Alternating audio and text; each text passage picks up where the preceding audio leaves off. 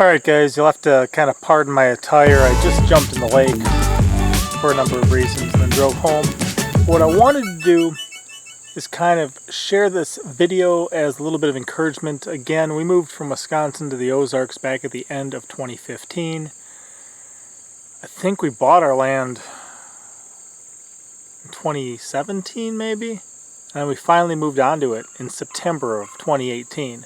Now we were blessed enough to live nearby, like next door to the property. We were able to do a lot of work on the property before we moved onto it, so not everything that you see now has been done in less than a year, because we didn't move onto the property till last September. We were working on it a long time ahead of time, but we did finally get onto the land. And I came across this video that I released, I think it was last March 28th, so about a year and a half ago. And for me to look at this thing every day, see all the work that needs to be done, I kind of overlook a lot of what has been done. And without these kind of mile markers to kind of see where it was at certain times, I don't really appreciate, I guess, as much as has happened. So, cool thing about sharing, these videos on YouTube and stuff, and documenting this stuff, is that it can give me a chance to go back and reflect and see what happened. So I'm going to let this video play. A couple things I'm going to point out. Let's see this little tree here? This is a little persimmon, you can see it in the video. And then those trees there, you'll be able to see in the video too, that big cottonwood. But I want you to take a look at everything behind this little guy here and those trees there as I'm talking in this 2-minute video. And then we'll stop back and we'll just kind of take a peek behind it, and hopefully it'll inspire you guys. Hopefully you guys will appreciate small steps in the right direction, and how this long series of small steps in the right direction eventually makes a lot of progress. I know it was very encouraging for me, so check this out.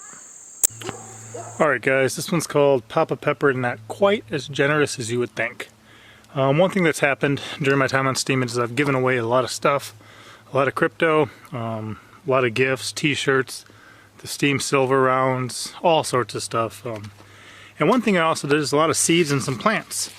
Well, one interesting thing is there's certain people that I've sent plants to, and one thing I would do with the mulberries, for instance, is I would trim off the tops, because then they'd be about this long. They'd have the roots, they'd have the stem, they'd be able to grow for them the next year. But when I would trim off the tops, I put the tops in a bucket like this. And now they're all budding up. So not all of them took, but a lot of the plants that I gave away, technically, I still have. Now mulberries are one of the easier ones, where if you just cut them off, much like a fig, much like a grape, much like a gooseberry, much like a lot of other things, you can actually just stick them down into the soil, and there's a good chance they're just going to root. And that's exactly what happened here. Not sure if you can see. Yeah, see that? So this is a plant I gave away, quote unquote gave away, but because of plant propagation, I still have the plant. And then same thing with those buckets I showed you there. So again, it's just one interesting thing where if you're thinking, and if you have a few simple skills, you understand a few simple things, you can be very generous, like giving away free plants that are going to make food for people. And yet, when you give them away, you don't really have to lose anything. So as I move forward, I'm going to get some of these growing on my land. I'm going to be pruning them to keep them kind of small. Some of them will kind of be like a lollipop, where they come up and then they ball out somewhere you can just walk up and pick. If you let them go, they'll turn into a big giant tree. Can also do that. I may do that for some of the more natural areas, but for my kind of manicured, sculpted garden, I'm going to keep these things pruned. And every time I snip them off, that's going to be a potential for a new life to start, a new tree to be had. So, I don't know. I just thought it was really cool seeing this come back. I mean, these are ones I sent out last year. I come back, they made it through the winter, and now they're growing again, which means they definitely rooted. They're good to go. I think we got some roots popping out the bottom there, so. Alright. Pop out. Guys, like I said, I forget sometimes how this stuff goes down. So let's take a little wander, and I'll show you guys a little bit about what all's happened in that barren wasteland. I mean, trust me, to turn it just into where I was then, where everything was kind of flat and open, and it wasn't some, it wasn't this.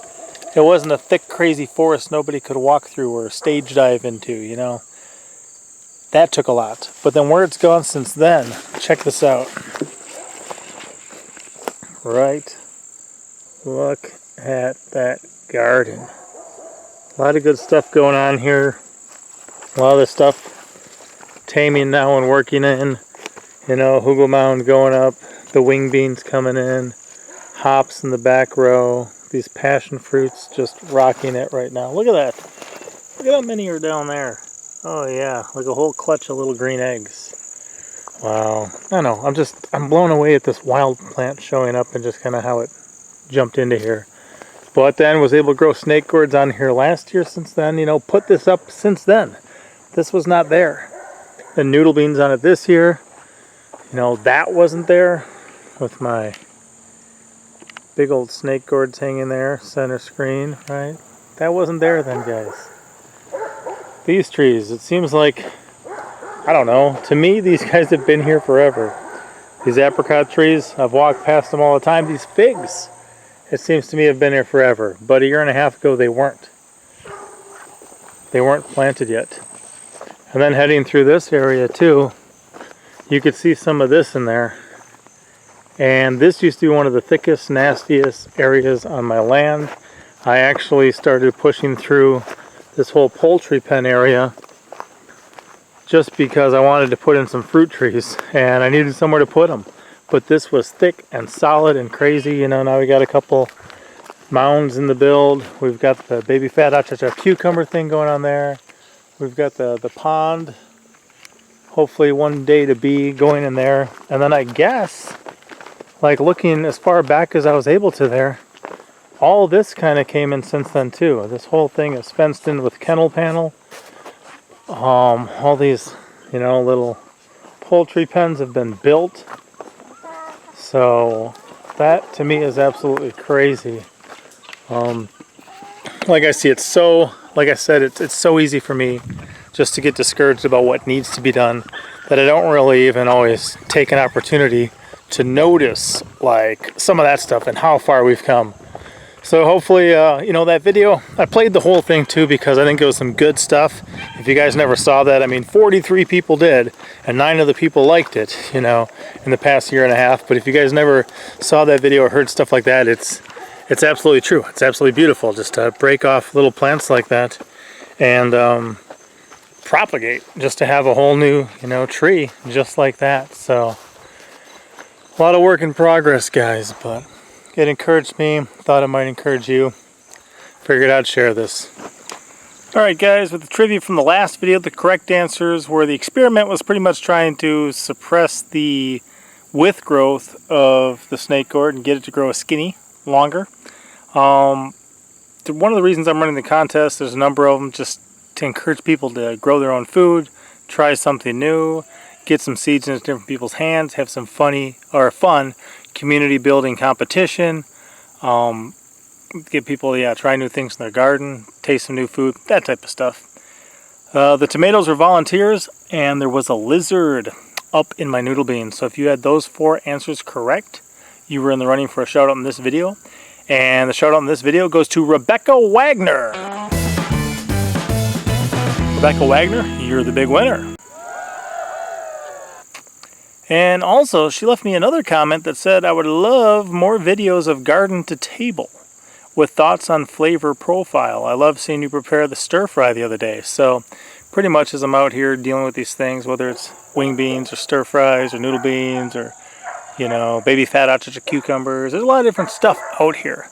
So I will try to do more of that stuff in the future where I actually show you guys how I use some of this stuff. Because growing it's cool, looking at it's cool, checking it out is cool, but unless you know how to use it yourself, you're going to be less encouraged to actually grow it. So I will do that in the future. Thanks for the suggestion, Rebecca Wagner. So with the trivia for this video, guys, what plant was I talking about in that 2-minute video I inserted? Okay. And then, when was that original video released? I want month, day, year. Number 3, was it worth it for me to include that original video? I thought so, but personally, just for feedback from you guys, was it worth it? No wrong answer, let me know, yes or no. Was it worth it? And then number 4, I mentioned kind of the whole poultry area. What was the main reason, or the original primary reason that I cleared that whole section out?